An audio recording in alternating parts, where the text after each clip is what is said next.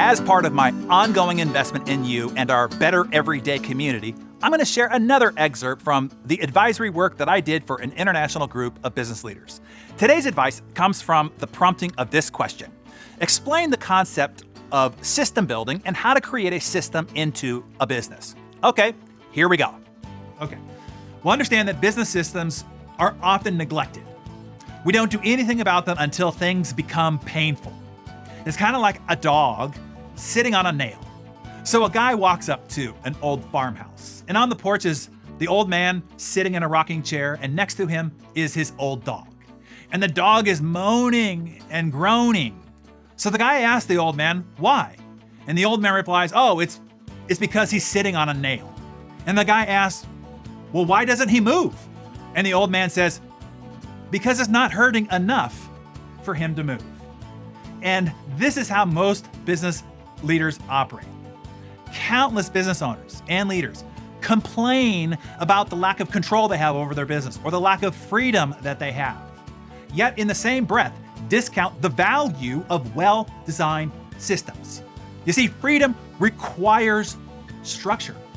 Structure is what makes freedom possible. Structure liberates creativity. It allows it to flourish. Know that freedom without structure is chaos. It's mayhem. But with the right structure, freedom can reign. So operational excellence that powers high performance requires everything to be simple, clear, and certain. Those are three very important words. Simple, clear, and certain. When your team is certain that this is how it's done, and processes are simple and clear, that leaves them free to fly. Here's your rule of thumb, and this is a brilliant one for your notes. You ready? This comes from the Four Seasons Hotel. They say, you want to systemize the predictable. Everything that is predictable, everything that is routine, everything that is repeated. You want to systemize the predictable so that you can humanize the exceptional. When the basic functional operational processes are systemized, then your team is free to bring the needed and very valuable and irreplaceable human touch and contact to client and customer interactions. So there are 5 areas that I suggest that you audit to look to make some process improvements. Okay, you ready? Here's number 1, communication. Number 2 is project management. Number 3 are your documents and data storage. 4 are finances, and 5 are customer touch points. Let me just give you a quick little rundown on each of them. Communication. Remind people that email communication has best practices. Atrocious email etiquette can get out of hand quickly, and it causes chaos, miscommunications, missed deadlines, overall confusion, unneeded stress, overwhelm, and anxiety. And it's a massive hit to your overall productivity. Just think of the amount of time that each of your team members spends on email every day. Now multiply those hours times the number of people on your team, times 5 days a week, times 50 work weeks a year. And now multiply that against your labor cost on an hourly rate. And you will realize that it is a massive number. Don't you think you should spend some time training people how to significantly optimize their performance using email communication? Yeah, me too. Another important system that can get gangly and out of hand quickly and turn into a tangled mess is your project management system. Stuff can get posted, tasks or assigned, and then just sit there, only making you feel shame and stress for the fact that it's not done.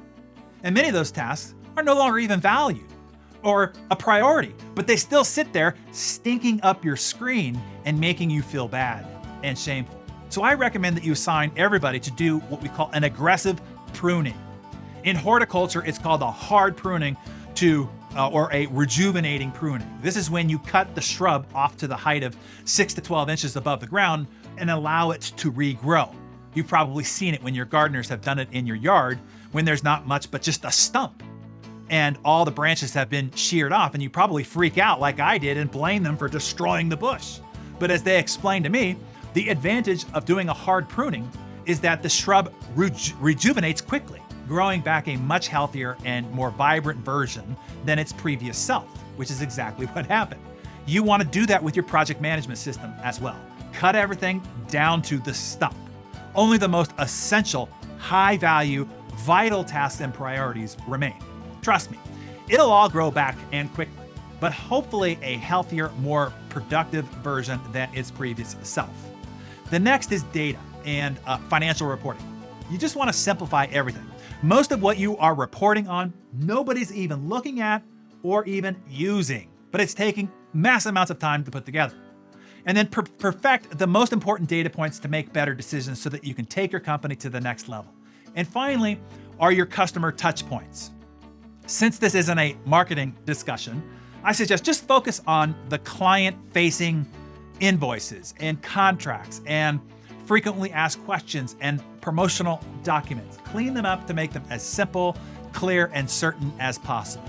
I'd ask you to consider, where can you clean and optimize to create more simplicity, clarity, and certainty, or transactional confidence with your clients?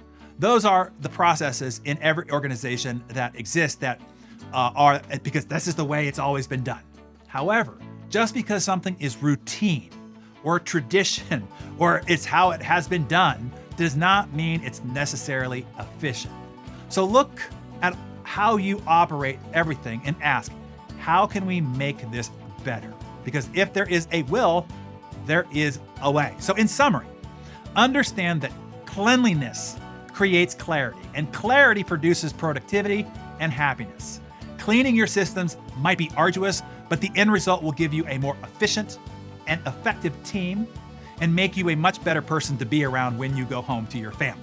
All right, so now you tell us, what nail have you been sitting on? Something that has been painful, but not painful enough yet, maybe for you to do anything about it. But it still makes you moan and groan constantly. Where do you need to clean up, optimize, or install some new system? Which of these 5 areas, communication, project management, documents and data storage, finances, and customer touchpoints? Jot down some improvement areas in your Darren Daily Journal and confess and declare your commitments for doing something about them in the comments below.